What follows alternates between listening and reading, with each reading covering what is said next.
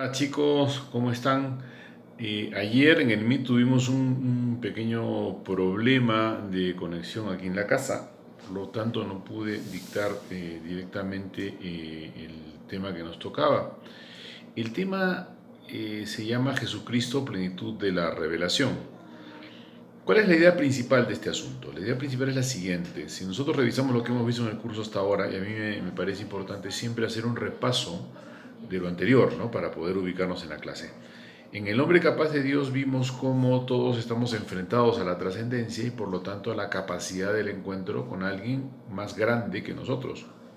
Independientemente de creer o no, lo que se denomina capacidad de Dios es esa tendencia del ser humano a buscar algo más grande que él y que en cierto sentido nos diferencia de cualquier otra especie viva en el planeta. El ser humano es el único que se plantea la trascendencia en ese sentido. Bien, el segundo capítulo que vimos se llamaba Dios sale al encuentro del hombre, el segundo tema. Perdón, en el hombre capaz de Dios habíamos visto ese tema de la búsqueda y después también el asunto de la vía ascendente, ¿no? E incluso está en el manual. La vía ascendente más bien es otra lógica, es cómo la razón humana es capaz de llegar a Dios por una serie de razonamientos que van de lo visible a lo invisible. Y en la tercera sesión habíamos visto Dios sale al encuentro del hombre, así se llamaba, ¿no? Perdón, en la tercera expresiones del espíritu religioso, donde poníamos los distintos acentos que hay en la búsqueda religiosa. Habíamos visto ahí el panteísmo, el deísmo, el politeísmo, el animismo, etc. Y había un capítulo especial sobre el ateísmo, ¿no? Que es la posibilidad de la negación de Dios justamente porque Dios es inevidente. En el cuarto, y es lo que nos ubica ahora en lo que vamos a ver, habíamos visto el tema de la revelación, Dios que sale al encuentro del hombre. Y allí hemos conversado, y ustedes también han hecho un trabajo, sobre la revelación natural, que es la que se ve en el cosmos, en la naturaleza, y la revelación sobrenatural, que es la que encontramos en la Biblia y en la Sagrada Tradición.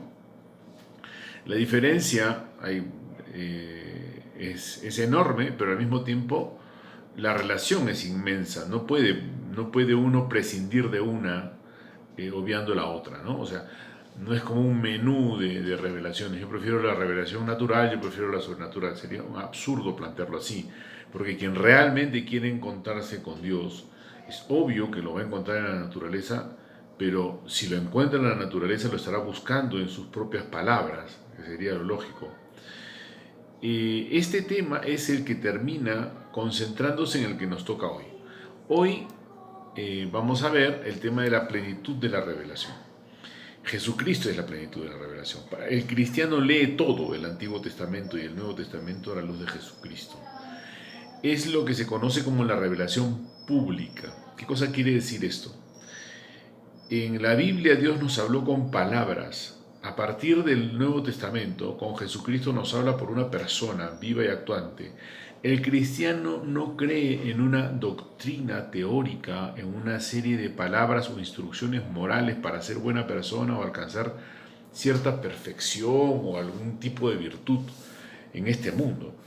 Lo que el cristiano pretende y lo que pretende la fe que él profesa es seguir y vivir con Jesucristo vivo y actuante en su propia vida y en la historia y construir el mundo alrededor de él, ¿no? Puede lograrlo o no, puede ser coherente o no, puede a veces tenerlo más claro o no, porque el tema nuestro en el curso no se trata de cómo respondemos a esto, a esta oferta de Dios a los hombres que se llama Jesucristo, sino entender quién es. Y de allí, obviamente, uno puede responder. Si no conoces la pregunta, no tienes idea de cómo responder. Y si no conoces la oferta, no sabes si respondes o no a esa oferta. Entonces, esa es la idea, ¿no? Yo siempre les he dicho en el curso que el fuero interno, la respuesta que uno dé a la noticia cristiana es evidentemente un asunto muy personal, algo entre uno y Dios. Nadie puede obligarte a creer. Pero en este punto justamente está lo decisivo del cristianismo. Jesucristo es la plenitud de la revelación. No va a haber una revelación nueva, no va a haber nada que varíe lo que Él ya enseñó. Él es verdadero Dios, verdadero hombre y nos enseñó que Dios es Padre, Hijo y Espíritu Santo. Podríamos decir que ese es el esqueleto dogmático básico de toda la fe cristiana, ¿no? Que Dios se hizo hombre para enseñarnos que Dios es una familia de Padre, Hijo y Espíritu Santo. 3 personas, un solo Dios, y uno de ellos se hizo realmente hombre. Este arco dogmático es la esencia del credo y lo vamos a ver más adelante. Bien, solo quiero terminar con esto. La revelación pública, se enseña así, termina con la muerte del último apóstol. Obviamente no estamos hablando de los 12 apóstoles nada más, sino con la muerte del último de la generación que vio a Jesucristo vivo y actuante antes de la muerte, ¿no? Es decir, la revelación pública no se cierra solo con la muerte y resurrección de Cristo. La revelación pública se cierra con la muerte de la generación que lo vio actuar. ¿Por qué? Porque es muy lógico. Lo demás es testimonio y escritura sobre esto, ¿no? Cuando Jesucristo le dice a Tomás, has creído porque has visto, dichosos los que creen sin ver, se está refiriendo a todos aquellos que, como los cristianos que hay en esta clase y en el mundo, creemos sin ver. Creemos porque nos lo han dicho otros, creemos porque nos pareció convincente lo que nos están diciendo por el sentido profundo que tiene. Por eso Cristo es el Logos, la verdad se llama Él a sí mismo, ¿no? Entonces, uno no cree ni siquiera por la coherencia del predicador que le dice la verdad, sino por la verdad misma, que es creíble en sí misma. Ya está. Entonces, a eso nos referimos cuando hablamos de la plenitud de la revelación o la revelación pública. ¿Y por qué se llama pública? Porque se distingue de la privada. La revelación privada, en primer lugar, es absolutamente dependiente de la revelación pública. No la puede contradecir. Y segundo, obliga solo a quien la recibe y a su entorno y a quien la quiera seguir, por poner un ejemplo. Revelación privada clásica, la Virgen de Fátima, los pastorcitos en Fátima. Se les aparece la Virgen y les dice recen el rosario, qué sé yo, ¿no? Muchos probablemente conozcan esa devoción de la Virgen de Fátima. Y estos pastorcitos se sienten obligados ellos, porque recibieron esta revelación privada, a transmitirla. Perfecto. Pero uno puede perfectamente salvarse sin conocer a la Virgen de Fátima. De hecho, todos los siglos anteriores no había una revelación privada de la Virgen de Fátima. Uno no puede obviamente rechazarla o despreciarla o decir qué tontería, porque ha sido aprobada por las autoridades competentes, que esa es otra característica importante de la revelación privada. Tiene que ser aprobada por la autoridad competente, por los obispos y por último por el Papa, ¿no? Si un día estamos caminando por la calle y se nos aparece la Virgen y nos dice mata a tal persona, bueno, eso no es la Virgen. O sea, es una voz extraña, o una esquizofrenia, o un bicho espiritual malvado llamado demonio. Entonces, la revelación privada no contradice la pública, no dice nada nuevo, sino que desarrolla y renueva el fervor de la gente. Ahora, si uno quiere seguir esa revelación, le va a hacer bien, pero porque está certificada por el obispo, por la autoridad competente.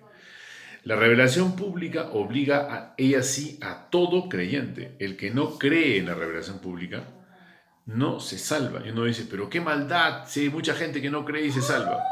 Sí, hay gente que no cree y se salva porque en realidad lo que termina descubriendo es algo muy parecido a la fe, ¿no? Porque en realidad uno no puede salvarse si no cree que exista la salvación o no crea necesitarla, que es muy lógico. Uno no está inventando este asunto, sino que la revelación pública, por eso les digo, obliga a todo creyente de cara a su propia salvación y además lo obliga a predicarla, porque si uno pretende quedarse con la salvación para sí mismo de manera individualista, en realidad no se está salvando, se está encerrando en sí mismo y eso es muy grave. Entonces, chicos, esa es la idea fundamental. Jesucristo es la plenitud de la revelación y la revelación pública completa. Eso es más o menos lo que yo quería decirles ayer antes de tener problemas con internet. Y nada, les voy a dejar este video para cualquier pregunta, duda o comentario. Nos podemos comunicar tanto por el correo como por los mensajes del Moodle. Y sobre todo, una cosa en lo que me parece que les estaba diciendo ayer y se cortó también, es que se comuniquen a través del foro que tenemos en el curso, ¿no? Aquí, debajo de la primera pantalla que tienen, hay una capita que dice avisos. Cliquean allí, me escriben y yo reviso todos los días ese foro. Eso me facilita mucho las cosas a mí, chicos, porque sé de qué curso eres y cuál es tu necesidad para poder atenderte. Listo, nos vemos, cuídense.